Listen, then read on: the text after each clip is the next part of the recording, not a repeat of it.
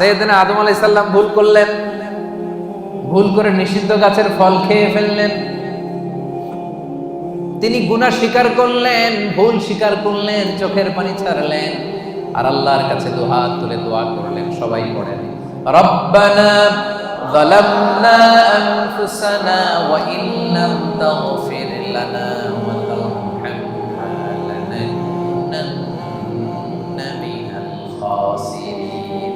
হে আমাদের রব, যালামনা আনফুসানা, আমরা নফসের উপর জুলুম করেছি, অন্যায় করেছি, নাফরমানি করেছি, তোমার অবাধ্য হয়েছি।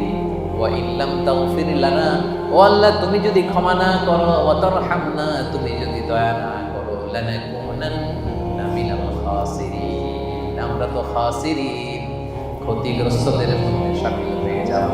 এই দোয়া করে করে আপনি ক্ষমা চাইবেন। ক্ষমা করবে কে? আল্লাহ। তাহলে আল্লাহর কাছে তওবা করার সিস্টেম হচ্ছে প্রথমে স্বীকার করতে হয় যে আমি গুনাহগার।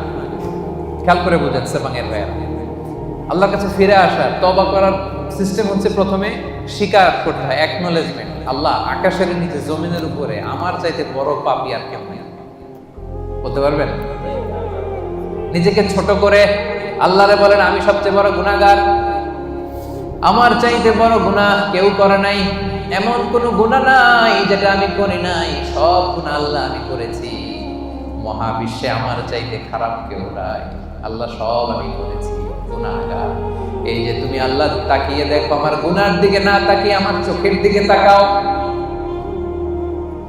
আল্লাহ আমার গুনাহ খাতার দিকে না তাকিয়ে, আমার আমল নামার দিকে না তাকিয়ে আমার চোখের দিকে তাকাও। আল্লাহ গুনাহ খাতার দিকে না তাকিয়ে আমার দুইটা হাতের দিকে তাকাও, দেখো কেমন করে আমি কান্না করি। আল্লাহ, আল্লাহ আকাশের নিচে জমিনের উপরে আমার চাইতে বড় গুনাহগার আর কেউ নাই। বলতে পারবেন এভাবে?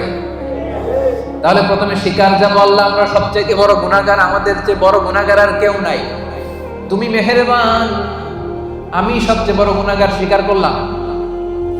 2 নম্বরে অনুতপ্ত হব, হাঁটু গেড়ে যায় নামাজে বসে মাথাটাকে নিচু করে দিব, চোখের পানি ছেড়ে দিব, অনুতপ্ত হব।